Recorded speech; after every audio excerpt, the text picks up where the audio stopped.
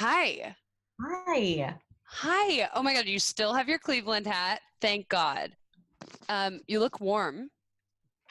It's been raining It has been raining a lot, and it's which has been cold. added an element like a mystique and a darkness to the city of Los Angeles. Ooh, It's really green too. It just looks like Ireland, really. love the Irish. Me too. Happy St. Patty's Day. Happy St. Patty's Day. Excuse me. That was just a Oh clearing. no, Jessica. Okay, so first lesson, if Yeah, someone's having a dry cough, Zoom them. great. Notice how I'm not licking your face right now in person. Right, right. I mean, I like literally like it's more of like how people can't even clear their throats anymore. We're I don't already at believe that you. level of concern. But listen, we were going to be remote zooming anyway. That's the We beauty of were. it. That's very true. So really, I can't claim any of this. No, this was always the plan. This was the plan. But we are talking today about how sometimes things don't go As as planned. planned. And if I may, just I know something you texted me that spurred us hopping on is, Yes. I mean, it's the reality that we're responding to a current crisis, but we want to respond from a healthy point of view. And Mm-hmm. something that is relatable to the current, like, what now sensibility and mentality that's around is that same mentality is true for anyone who finds out unexpectedly that they lost a job or Right. had something change in their health or context of life that means they're required to make new decisions about their job. Right. Like a disability. Disability, sure, yeah, and how that might affect participating in the workforce. Mm-hmm. People who are facing other kinds of personal crisis every day Yeah. need what we're going to talk about today, which is a healthy point of view of how to respond to crisis, how Yeah. to plan for the future, and also how Right. to, yeah, exist in the present. Yeah, exactly. Yeah. We tend to take stuff for granted. Like I am a fitness trainer and I think sometimes like what if I was doing something crazy in the gym and I just like paralyzed myself? And I know that's like crazy thinking, but it's not that crazy because I could not do my job if I didn't have function of my body and couldn't demonstrate the moves. I might be able to um audioly teach for a short while, but eventually it would not be a good fit for me career wise because I would have so many hurdles to overcome just for me personally. I mean, wilder things have happened. Um, But that would put you in a place of crisis. And what we're responding to is that today, obviously, we're talking about coronavirus and COVID right. 19 Hmm. shifting people's like lives, every aspect of Right. life. We are in the middle of something shifting. And Right. so in managing anxiety for people and helping tap into the fact that there's a lot of anxiety to manage, Yeah. what are you feeling about what's going on with the financial state of the world and the economics Well, stuff? the economic state of the world is uh, at the moment in a ton of uncertainty and fear. And when people are in fear, they stop buying. And then we're also in a situation where people are being quarantined and businesses are losing money, employees are losing money. So economically, this is not great. I hesitate right before saying it's a disaster because we'll also get into the fact that in China, where the virus has started, they are already starting to recover. People are coming out of quarantine, and this is not this is not a forever problem. And I think right now here in the States, the frenzy is starting. It started a week ago, a couple weeks ago. I think it's starting to look like, is this going to be years? Is this going to be forever? There's this uncertainty of like, we'll be dealing with this forever and, everything's going to change fundamentally. And who knows, maybe something crazy will happen, but like we will weather this storm. The reality is that crises, by definition, pass into Right. normalcy. Like there'll be some sort of normalcy to achieve. So if we take that as a stipulation, we know it's going to pass. That any economic crisis for an individual, let alone a global one, Right. some things will change. Things do change. Right. Oh my gosh, I should turn that off. We're just No, I think it so was perfect. I think it should like inspire us as we go. cool. That means if I'm that waiting for happens, it another means I've one. said something or you've said something really correct. I think so. Okay, done. Let's do it. Okay. Okay. We'll say something sarcastic and it'll be ding. Oh, no, no, no, no, no, no. I mean, it also just means that I got a text. You know what I mean? Oh, Like, it's also just right. that. Okay. All right. All right. Well, if But you don't maybe that's believe in relatable faith, in the demystifying of crises versus just reality, right? just There's like reality right now. in certain circles that I hang around, there's something called like the spiritual solution, but then there's also like the practical solution. And Mm. sometimes they work hand in hand, but like we've got to have an aspect of practicality, but also we can practice the spiritual stuff of like staying grateful for what we have, and the gratitude that maybe our country is going to start treating sick time and pandemics differently and human beings differently. Well, uh, okay, so the responding to things are changing, everything's going to change with a sort of solid, yeah, things are going to change. Yay! Thank God things changed since like the dark ages, you know? Thank God things change. Mm-hmm. It's what anyone who's going through a fitness routine for weight loss or strengthening it wants is change. Anyone Mhm. who's looking to get ahead of their own trajectory with finances wants change. Mhm. But let's talk more specifically. I know you have some talking Yes. points about what it is to be prepared in the future for a Right. crisis like this. Right. So it is kind of not very nice for me to say, let's all work on getting passive income at the moment, because a lot of us are not working as much, or are fortunate enough to be working from home and nothing's changed. Basically, what happens if, you lose your job, become disabled, the whole world collapses in a pandemic? Yeah, well, you First thing. texted me casually. If that happens casually, you were saying this is why it's important to create alternate passive income, no matter how small it is to start. It's important to do that, right? Replace your income from your job. I think everyone should have the long-term goal of replacing their income and not focusing on Social Security doing that, because technically that's supposed to be what replaces your income one day after you've worked a full, healthy career. Mm-hmm. Um, I think slowly replacing your income and supplementing your income with passive sources is really great, because then if something terrible does happen, you have something in place, at least a small something, and over time that builds up. You get momentum. That money goes into your supply, and you can reinvest that, and it becomes bigger and bigger. So let's talk about that too. There's two parts to that. There's the first part is relatable to me on a resource level, right? So Hmm. I can be stocked up for a couple weeks as if there was a snowstorm. Obviously, it's much different what's going on now, but I'm just saying Hmm. I can be stocked up. I can know what I have.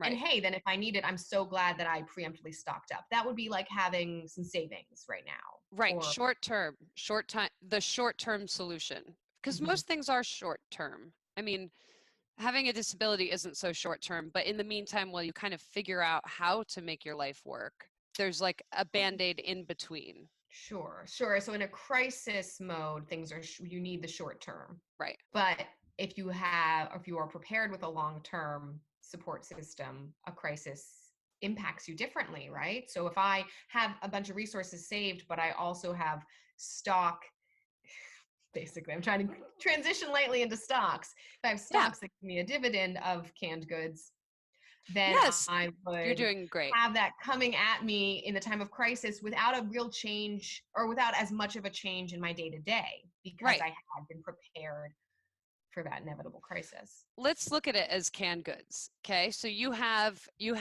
enough canned goods for 3 to 6 months. And but also, whenever you found an extra can on the street, or or your mother gave you a can, or you saved a can, you put it into a A Roth can. IRA. A dividend producing, well, not a Roth, because that would be I for don't know your what I'm talking about. retirement. No, you're Yeah. doing great. I mean, we'll talk about Roth IRAs. I love them. They're really good, especially if you don't make $1 million a year. Um, so that's a lot of us. It's basically, when you retire, you don't have to pay taxes on the dividends that you've made, the capital gains that you've made. Mm, mm. But to replace your income before perhaps you become retired, you can invest in a high dividend yield stock, and you can put your canned goods in there. or money. Money would probably work better in this case. And then you'll get paid a quarterly dividend or, well, I don't know if it's always quarterly, but there are stocks that produce dividends. What I have always done when I had stocks, I don't right now. So that's a big revelation. Not for any reason except that it's fully invested in real estate. Oh, so you took it out of stocks you took your assets out of stocks and put them in real Real estate. estate. I think stocks are great, and stocks are really great for a few reasons. There's tons of reasons, but the things that are coming to the top of my head right now is there's a very low barrier of entry. For example, you have stocks, whereas for a house, especially in Los Angeles, I mean, the barrier of entry there is like so ridiculous. It's really, really, really ridiculous. It really is. Right now, I'm working with a friend to buy a 600 square foot place, and it's going to be almost, I mean, it's almost going to be $1 million. It's just crazy out here, right? So, anyway, tangent. Where was I? High dividend cans. Right.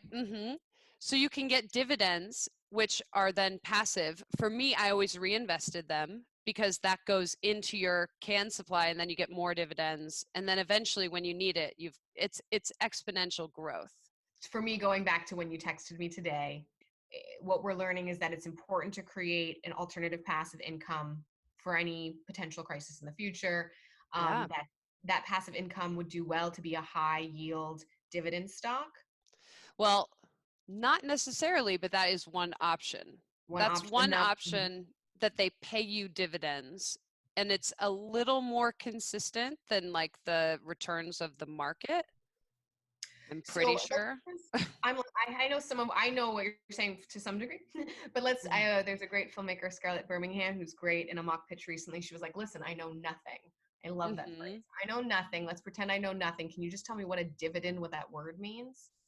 Oh, I can try. I also know nothing. So Great. let's just aim it there. From what I know, so you buy stock in a company, which is like a little portion of the company, but you are a silent investor, which means that you don't have any say in how the company is run. You are just buying a piece of it. So Tesla doesn't give a about what I think about Tesla, but if I own part of Tesla, I own part of the profits of Tesla. Great. Great. So a dividend is something that is paid out to the investors, maybe on a quarterly basis, from a company that you buy stock from, I believe. Sure. So it's like a piece of profit that is paid back to the person that buys the stock. Now you can just have that put into your bank account, and then you've got a little boost to your bank account. Maybe it's like maybe you start really small and your dividend's $10 a quarter, and that's nothing. But if you keep reinvesting that and then keep adding your own money and just let compound interest work over time, those dividends might be $10,000 a quarter eventually. You know what I mean? Mm-hmm. But you don't have to go for high dividend stocks. You could just buy stocks that grow, and then when you need them, you pull out whatever you need. You sell that stock, pull out what you need, hopefully not at a time like this when stocks have lost so much value. um, that's not the time you want to pull money out, and then you can safely live on like 4% of your stocks. That's the kind of the unwritten rule annually. So like right. So in that math, the projected math growth that we just talked about, it could be $10 a quarter, but then it could compound up to 10,000 a quarter. So then 40,000 a year you'd be making off your dividends. And that could be in addition to a job you hold Right. with the you. If this is what you're getting into, if this is new to you, what it does to have stocks is provide this whole other selection of money coming at you. But to start, what if I don't feel like I have enough to put into stocks to be making 10K in dividends You quarterly? would not. Yeah. Not at Right. first, right. So I wanted to talk about because we've been talking about Ellevest. I've just learned more about Stash. Uh, Yeah. I actually first learned about stocks by putting like $75 into Bitcoin. So not that we should go Yeah. into crypto, but just it was a simplified way to watch trends without learning what all the corporations were and all the NASDAQ numbers were. It was just Mhm. a way to watch. Ellevest offers folks, caters to women, putting a little bit Yes, in it does. part Mhm. of their group stock buys. Mhm. things. Stash is a similar, allows you to trade by company, interesting options, and put in like a portion of a share. But all of these good ideas for investing in stocks, if they're going to slowly increase for me my financial health, there's still an important piece of the puzzle, which is to refrain from lifestyle inflation. Yes. Mm. So that's the other important part, right? Is like you want to create passive income, but also like what do we do right now? Because it takes a very long time to start making 40,000 a year. In fact, 40,000 a year, let's do the math on this. If you're only supposed to withdraw 4% of your investments a year as safe retirement withdrawal practices, let's multiply that by 25 because then we'll get, so we've got 40,000, you can't see that at all. 40,000 times 25 would make 40,000 4% of your investments, would mean you'd need, can't see that. You would need $1 million in the stock market to safely withdraw 40% a year or 40,000 a year. I think we're good. I think we're close to that. We're not close to that. But it will compound to that. And over time, but while that's happening, if you put How it do in, you live your life? how do you live your life? Or more importantly, bringing us back into the now and the what now moments, what do you do immediately?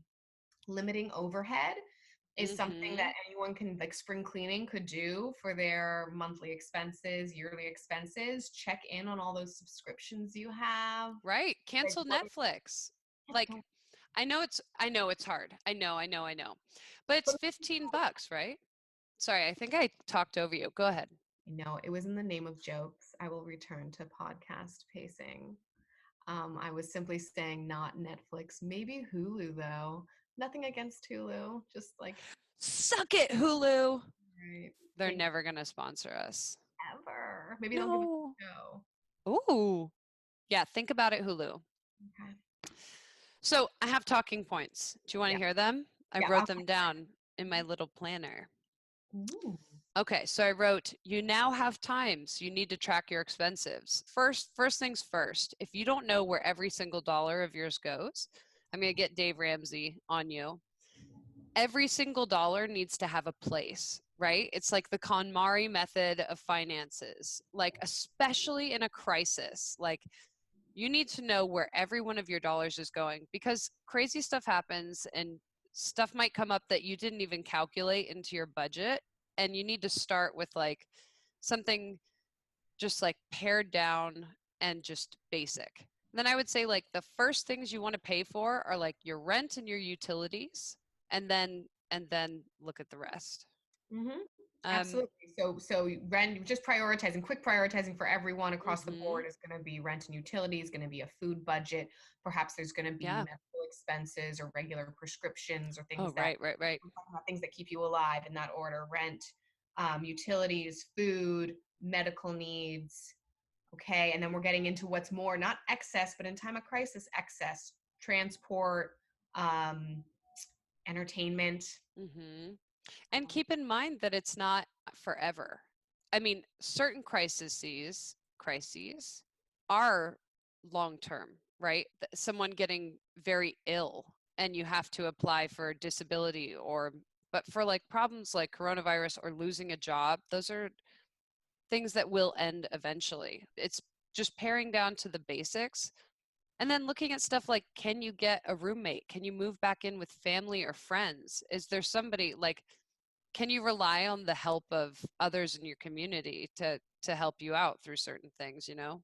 So what I'm hearing is a crisis response of first take a step back, work from just necessities in what is needed in overhead, and Mhm. then the other part of the lifestyle inflation, refraining from lifestyle inflation means when things pick up again, when the transition from one job to another is complete, and now you're meeting your overhead, the general you, don't start expanding your lifestyle. When Which you're is first so hard. stay there and then start to save or invest more before any expansion is possible. It's hard because people like to vision keep, right? We make our end of show thing to what's something you want in your dream house, or what's one dream thing to have, what's your dream vacation. So we use those goals to keep us focused, but the reality is a especially in crisis, take a step back, then start to expand what's coming in before you expand what's going out.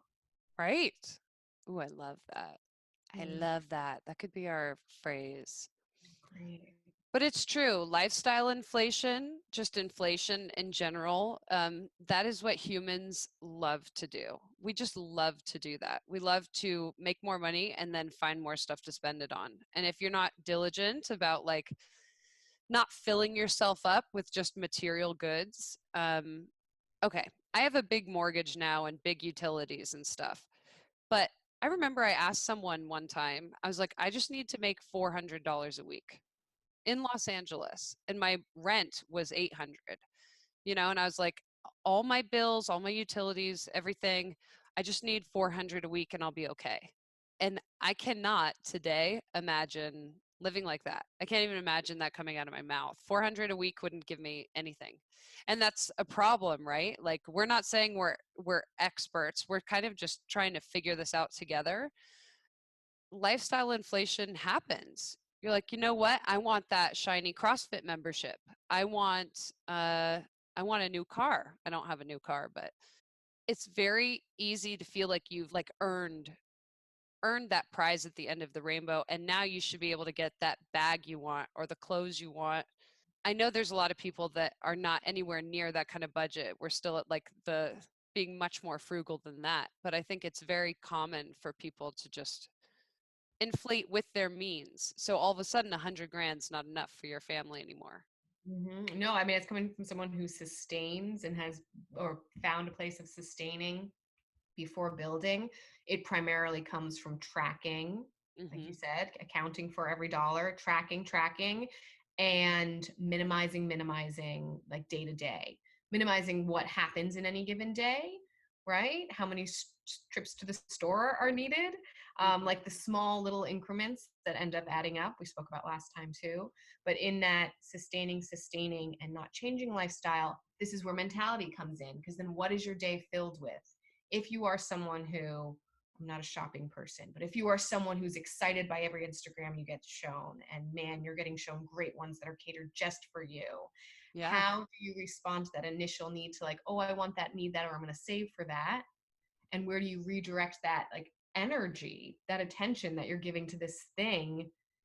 Mm. It leaves a big vacuum. If that thing's going to be your solution, talking about like Yeah. the, capitalism mentality, if Right. that's the solution, that's the one thing that's going to make your life better, how do you suck yourself out of that? Right. That's great. And that's more of like the spiritual or the emotional, Mm. psycho emotional part of that, right? Like one thing I know just from my own life when I, want something I can't have, which has only happened once or twice a, Ever. an hour. You know, being grateful for what you have, like writing a gratitude list of like, I have water coming out of my pipes and I have a roof over my head and I own this roof. You know what I mean? Like people would kill for this. And yet, you know, there's this thing where like a tragedy happens to somebody,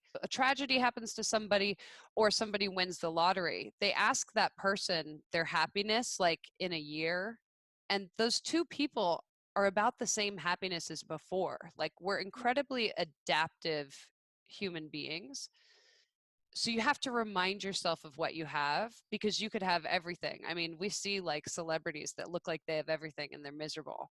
You could have everything, but if you don't remind yourself that you have enough, you're always going to feel like you need that next thing to elevate and upgrade your life. I feel like I want to investigate whatever that statistic was on the person who's happy who wins the lottery or is disabled a year later. I feel like there may be whatever the Maybe rate I'm wrong.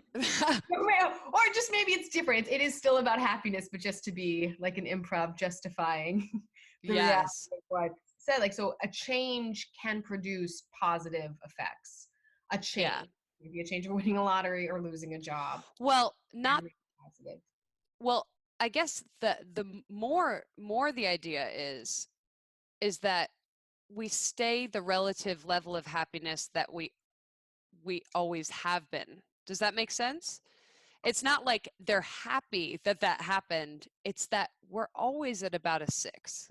Does that make sense? Yeah, re-regulating the nervous system and recentering is very important. So bringing it back to the crisis moment, it's Right. important in crisis to re-regulate, recenter, and what happiness you're currently in. Stay exactly where you are.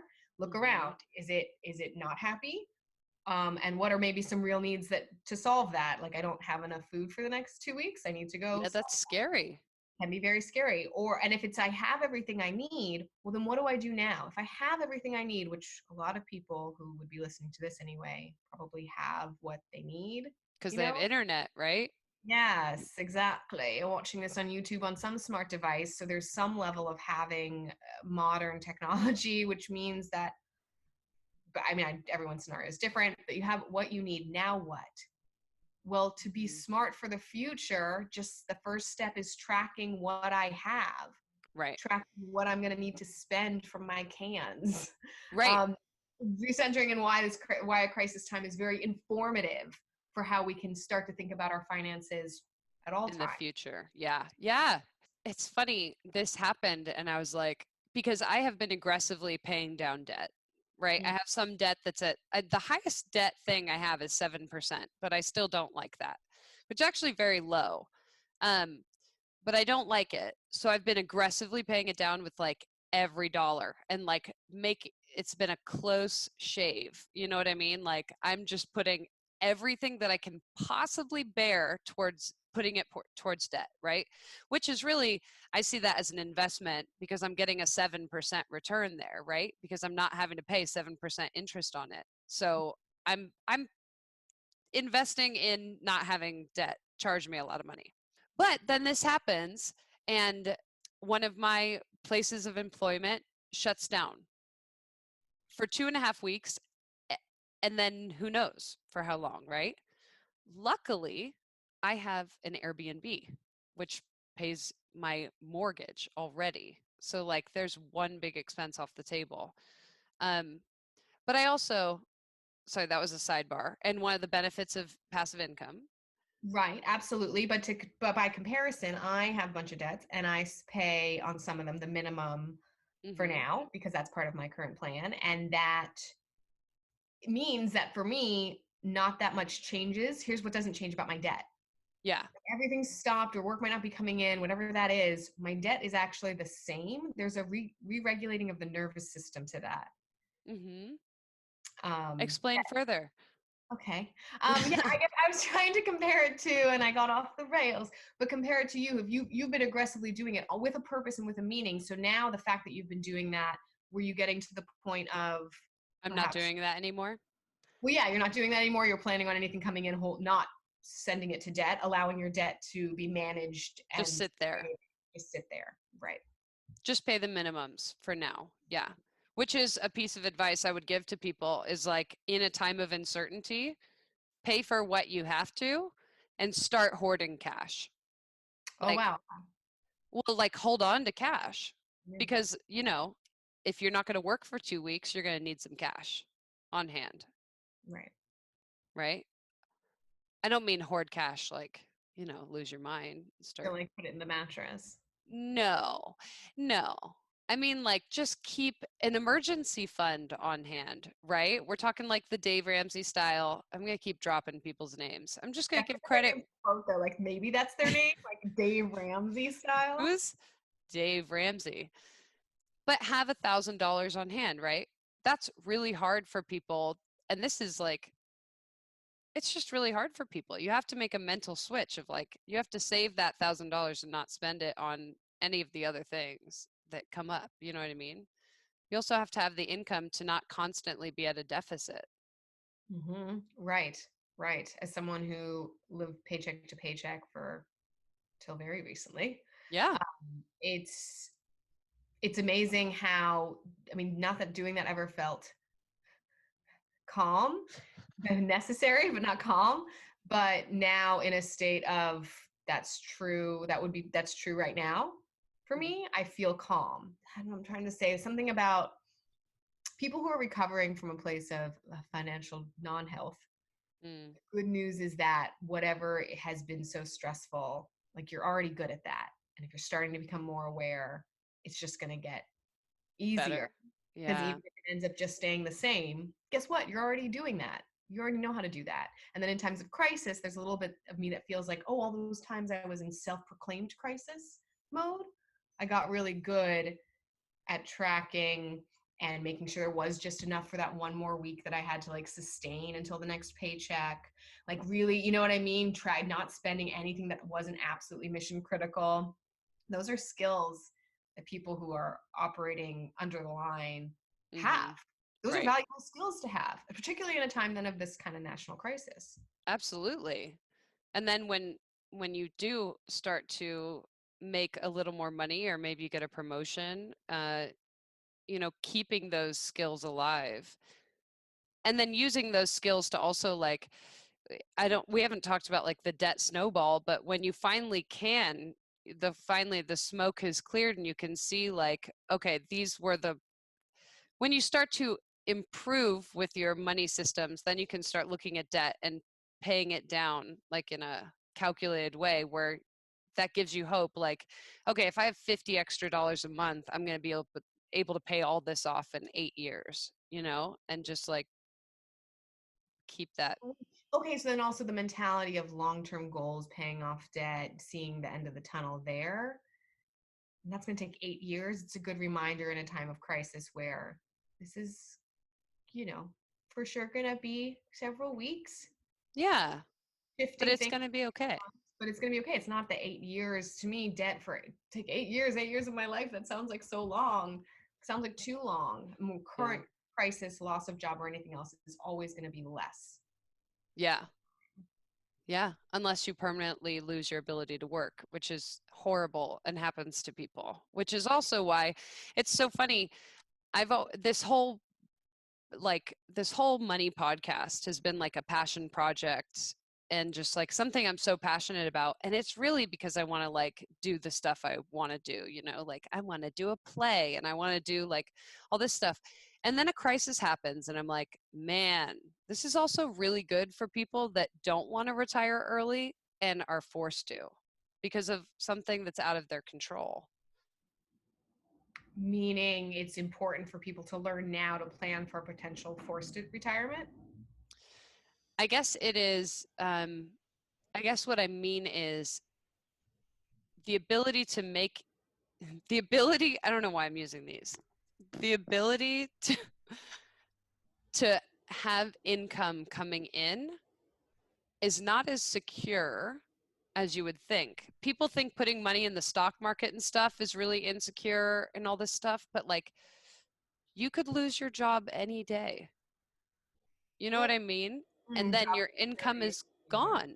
Mhm. And if that's all you have coming in, it's safer to invest in the stock market where there's a track record of not losing your money for over 100 years now. I guess not over 100 years, almost 100 years now we've had the stock market.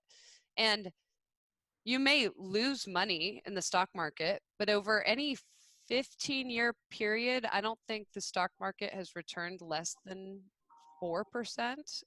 Mhm. Maybe I'm wrong. 10-year period, it's returned 4%, 10%. It's been positive in any 15-year period. God, I should write this stuff down. We can all Google it. We're all gonna Google it. Like Everyone Google it. Google it.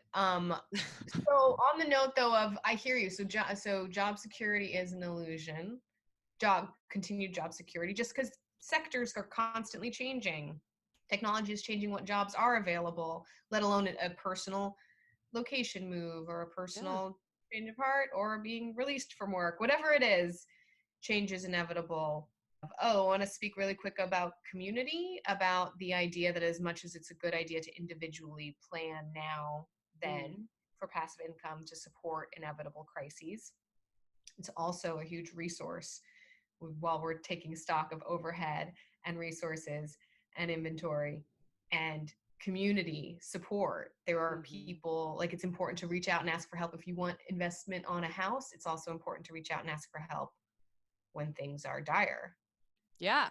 And also, it's important to be generous when you can because Mhm.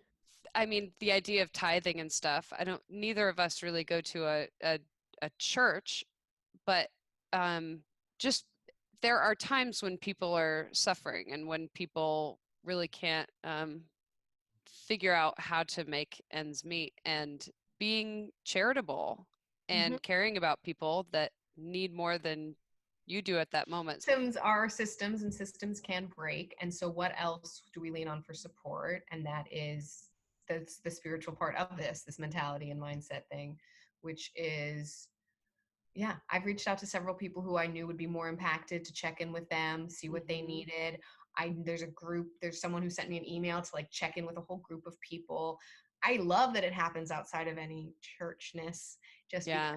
there's so much dogma speculation and subjectivity, whereas just the reality that if you can email someone who you know might be doing, if you need help, who would you email to ask for help, and who might you email or text who you know you could offer help to? Oh, And I love that. we each just isolated those two places, there would be some level of like security.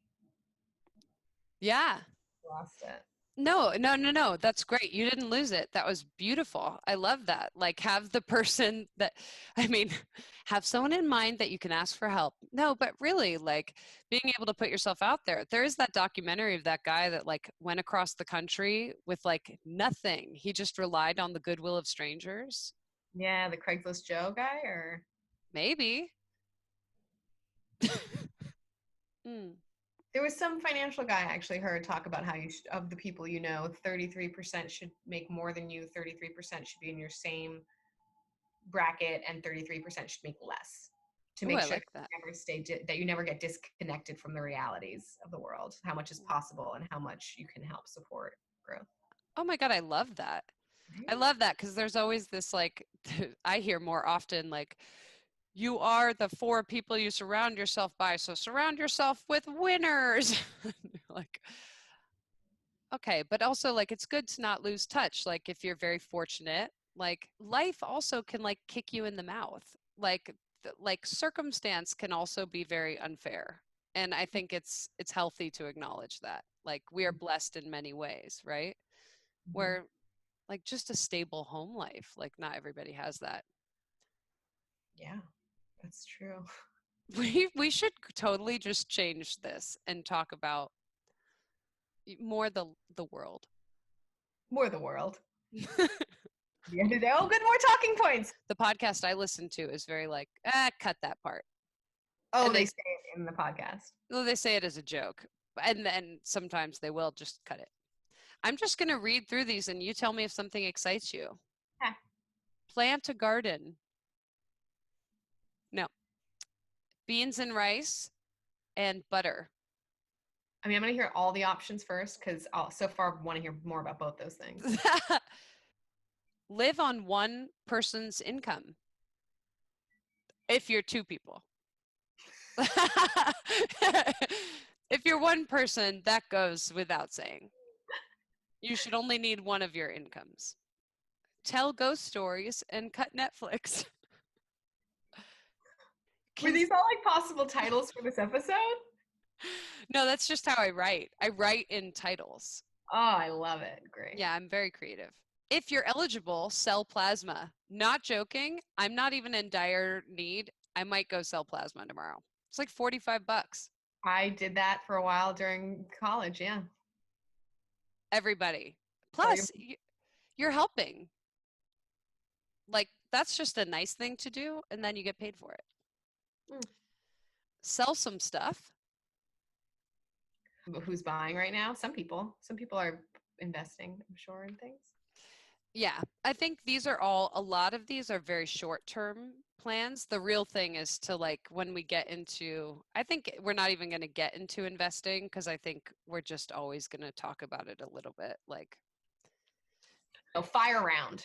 yeah. Oh, so then there's consider using credit if you're responsible. So, for example, if you take a heavy hit to your income, but you are sure that income is coming back within 2 to 3 months, getting a no interest credit card and, like, just putting only your essentials on that so that I mean, honestly, zero interest debt that you are capable of paying off, if you have a good track record and you are employable and you don't have a history of like getting in trouble with credit, honestly, I would do that. So I'm just going to put it out there because I've used credit in that way, and I also have a history of paying it off. You know what I mean? And not missing payments. We So get like, it. You have good credit. We get God it. You don't damn brag. God brag. it. Okay, that's it. No, wait, tell me. No, so now you gave me the last couple. So plant a garden. I can speak on that. I have a garden and I work with You too? we're all about grow your own food. Want to eliminate a huge expense every month. Get your produce from your own garden. It takes some overhead to get started. You can be eating out of it for weeks, months, years. Get it going. Get that garden. Dumpster dive. Okay. I mean, I know people that do it. Yeah. That's advanced level frugality. We'll skip over that. That's advanced super frugality. Mm. Beans and rice. And butter. Beans and rice and butter. Very unattractive foods on their own day after day. But honestly, if you've got to live on $100 of food, like just eat a bunch of beans and rice. It's not going to kill you. I could do a recipe book of like dollar meals that you can make at home. Ramen with shake Parmesan cheese, like instant mac and cheese. What? But I like bought some ramen. me Sorry. too. It's so good. My mom makes it with cheddar cheese too, so it'd get all melty. No dairy anymore, but still, you know. Wow. Dude. Red beans and rice is also like it's a publicly known dish for a reason. Red beans, man. I'm gonna go. Well, isn't it a complete protein? Mm-hmm. Mm-hmm. Okay. So beans and rice.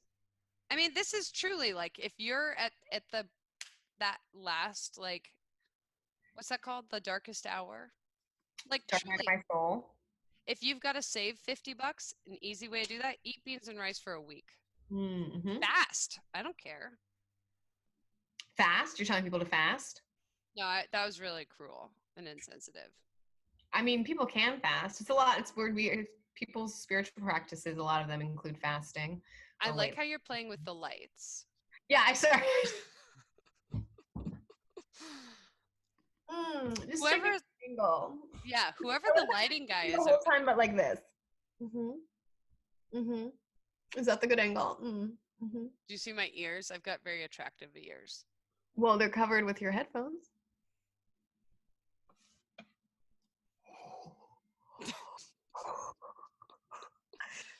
We've lost it. Kind of experience. Oh, this is definitely staying in. Okay, so then Okay, pay mortgage and utilities first. We talked about that. Or you rent. You know, keep your lights on, keep your utilities on. If you are a twosome and you want to avoid lifestyle inflation, here's a crazy way to do it. And people that have retired very, very early with lots of money have done this. Live on one person's income and save the other person's income. If you can. If that person happens to have, if you have dual income. Right. If you have dual income.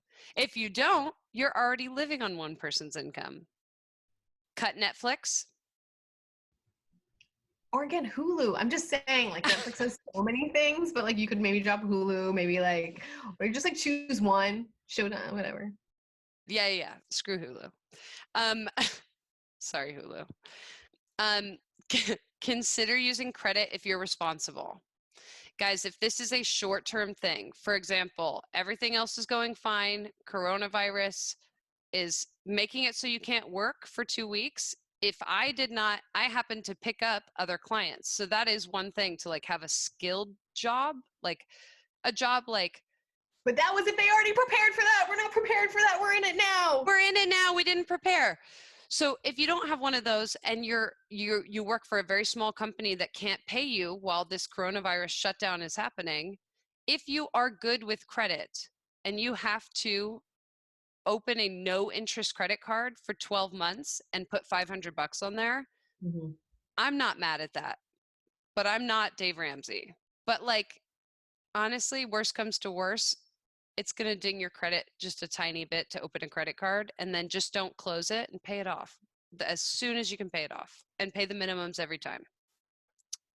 Sell your plasma, and then move in with your mom and dad. So once again, we're recording live from Financial Fitness, where we have all the news on COVID-19 and how it's going to impact your economic system. Definitely eat red beans and rice. Cancel Netflix. Move in with your and move in with your parents. So basically just what everyone did who graduated in like the late aughts. That's a quick question, quick fire question. Do you think this is going to cause the kind of recession like 2009? They're very different causes. So 2008, there were really bad mortgages being given to people who basically given to everybody. So housing prices went crazy and people bought houses just for the appreciation because the housing went like this. Because it was a bunch of like fake mortgages that everybody was qualified to pay for, but they couldn't. And then people started defaulting because they couldn't pay for their mortgage. And then, it was a bunch of bad mortgages. I'm not an expert, man. This is a global impact of a health crisis. So this is a different cause, but totally I remember you talked about how recessions come and go, and they're not like the Great Recession. They're not like 2008, but not like the Great Depression or 2008. 1930s was the Great Depression and 2008 was the Good Recession. No one likes my quips. No one. I do. I think this podcast, I think it's safe to say this is just for us. Okay. No, we're going to see global impact. We're going to see a lot of shifting. People are going to be changing their financial state because of necessity over the next several months. So what we're going to continue to offer on this podcast is just conversation about how we're learning to adjust. We're still going to have so many guests coming on to talk about different aspects, and maybe with each of them at the end we will bring up how a month ago we would have had a different conversation with them, what it means now to have a conversation with them. For the next like month of calls, maybe we'll do that. Yeah, totally. But I think in general, like the world hasn't fundamentally changed. Like business has slowed for globally, but fundamentally, like things will get back together. Great. I'm just predicting that it's not a zombie apocalypse, but I do realize that that is an unpopular opinion right now. That most people want to believe it's a zombie apocalypse? Or that's more popular to believe? It's more fun to believe. Oh my. I mean, do we need to cut this? Yeah, I guess it is. Or people like resourcing up. People want to see that they can handle a crisis. So people are like, it's on, it's on. And also it could be on, I've been talking to a friend who grew up in a lot of tumult and a lot of craziness. And she said she's been preparing for the end of the world forever. And like in some ways, this is like, yes, I knew it. I knew it. Like, did we talk in the last podcast about how like lots of religions, like that's a big staple of it, that the end of days is coming? I think in some ways, like we want it. I don't know. I think there's some kind of like, we just love I think humans crave change. Yeah, maybe that's it. I mean, this is definitely a scary thing, but we will recover. That's all I'm going to say. That's a prediction. That's my prediction. Okay, Nostradamus over here. Day one of the prediction that recovery is possible and happening. Drink that orange juice. It's water with mangoes. You can't drink mango? I know. It's kind of bougie, right? Is it? Or maybe it's a really economical way to have healthier, tastier water. Do you just cut up that mango and put it in your water? It's frozen. So like ice cubes? And does it make your water taste great? And is it a like natural sugar calorie way to drink more water? Sarah Purdum, you have all the answers. See? I can't wait for your secret agent training manual. Right. Yeah, like basically the easy will make it like the ABCs of like getting yourself in order financially. Beautiful. I know. It's going to be great.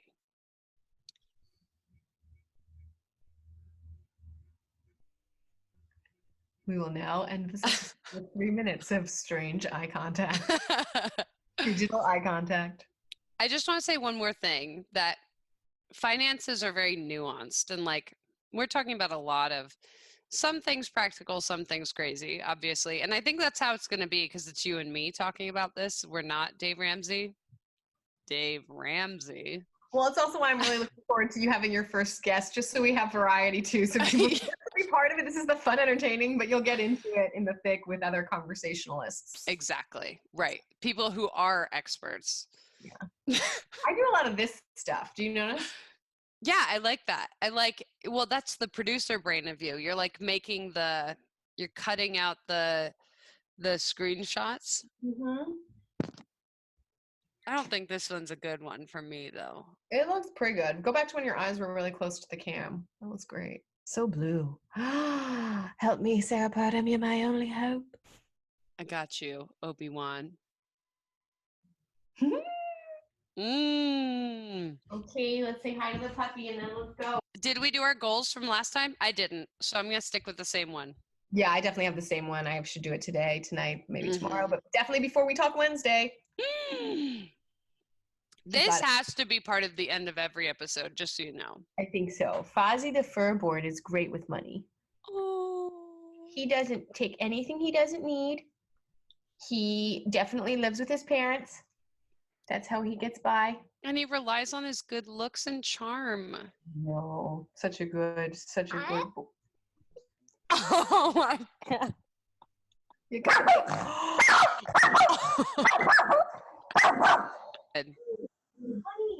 honey. Ah, that's helpful. Stay right there. Good. Never mind. You can move.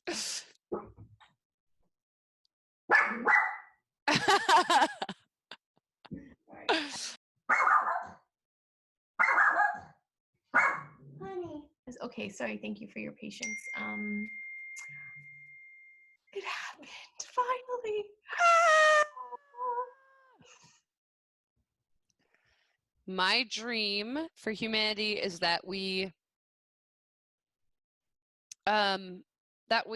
realize that we need to take care of the vulnerable,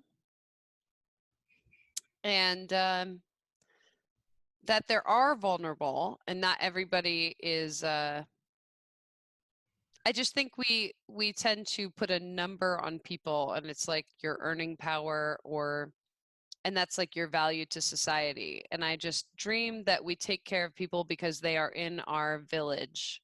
And we bring them along and make sure they're okay. And world peace. Miss America right here. Sarah Purdum, Secret Agent America. Music comes. So yeah, I think I'm gonna echo it with a dream of individual ability to recenter and re-regulate amidst chaos. There's just something I was alluding to before, is just the strange amount of comfort in chaos, right? Oh yeah.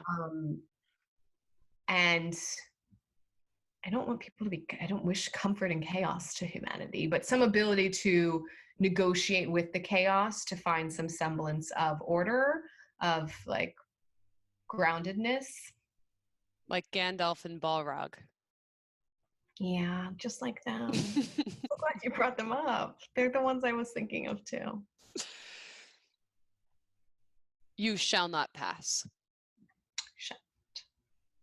Is that what he says to him? I didn't know the other one's name, so that could be the moment. Balrog is the one, the big fire demon that's in the cave with the horns. Cool. He's like, and so then that's like fear and panic and financial ruin, anxiety, and then I want to be like, humanity will be like, thou shalt not pass. Yes. Thanks for asking. Okay. Well, okay. I feel like I'm gonna make a lot of enemies. What do you mean when you say that? What offensive how? I don't know. I feel like I say opinions. I mean, that's the point, though. I know, it's my biggest fear. Oh, that people are gonna be mad at you? That's why I try not to have strong opinions because then someone will say like, you're wrong. And I'll be But you like, constantly say like, I don't know, or I'm not right, and this is just my opinion. So I think you're good. okay, good. I had a dream. I kept practicing Alicia Keys' Fallen and it was never my turn to record my thing. I keep on falling in and I love with you. We should always go over a dream. That's a good idea. Bum bum, mama, the wind blows. Um, Yourself oh. a merry little Christmas. Yuletide gay.